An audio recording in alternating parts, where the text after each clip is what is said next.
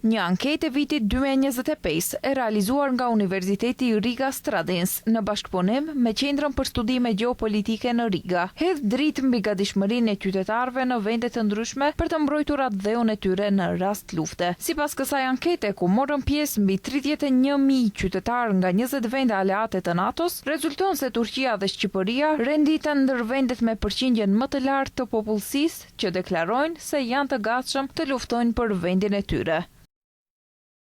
Në krye të listës qëndron Turqia me plot të 88%, një shifër që tregon një nivel shumë të lartë të ndjenjes së përgjegjësisë dhe patriotizmit tek qytetarët e saj.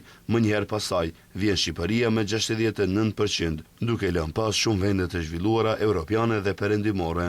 Ata vlerësojnë se ky rezultat është veçanërisht domethënës kur krahasohet me shtete si Gjermania me 27%, Italia 25% apo Shtetet e Bashkuara të Amerikës me 37%, ku gatishmëria për të luftuar është dukshëm më e ulët. Edhe vende të njohura për stabilitet dhe mirëqenie si Suedia me 66% dhe Finlanda me 64% mbeten pas Shqipërisë në këtë aspekt. Ndërkaq, këto të dhëna tregojnë qartë se në Turqi dhe Shqipëri ekziston një lidhje e fortë mes qytetarëve dhe shtetit, si dhe një gatishmëri më e lartë për sakrificë në mbrojtje të sovranitetit dhe territorit. Në një kohë kur sfidat gjeopolitike janë në rritje, ky nivel i lartë i përkushtimit konsiderohet një faktor i rëndësishëm për sigurinë dhe qëndrueshmërinë kombëtare.